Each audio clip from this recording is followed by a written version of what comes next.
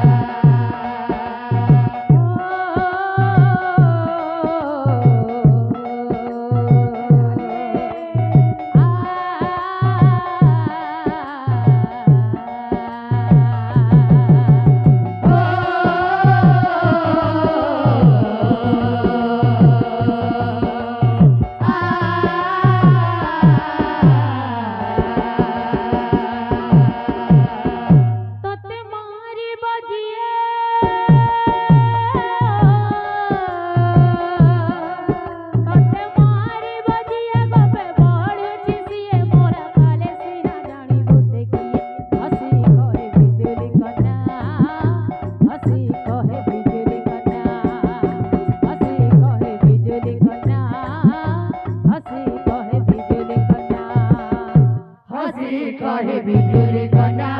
हसी कहे बिजुली कन्या हसी कहे बिजुली कन्या हसी कहे बिजुली कन्या हसी कहे बिजुली कन्या हसी कहे बिजुली कन्या हसी कहे बिजुली कन्या हसी कहे बिजुली कन्या देवा वाणी निश्चय सत्य होइबा देवकीर पुत्र तते मारिबा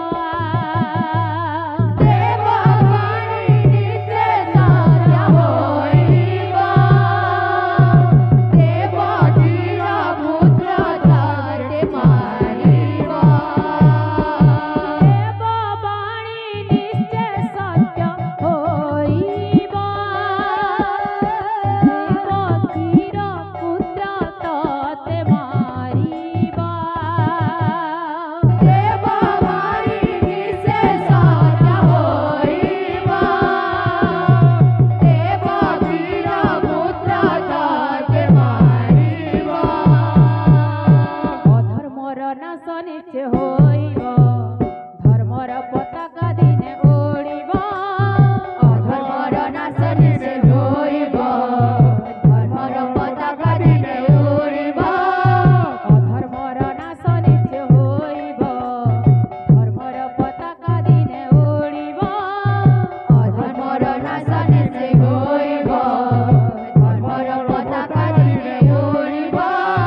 धर्म नाश हुए पाप भरा बढ़ी जाए सेवे प्रभुଙ୍କର अवतार हुए हसी कहे बिजुली कन्या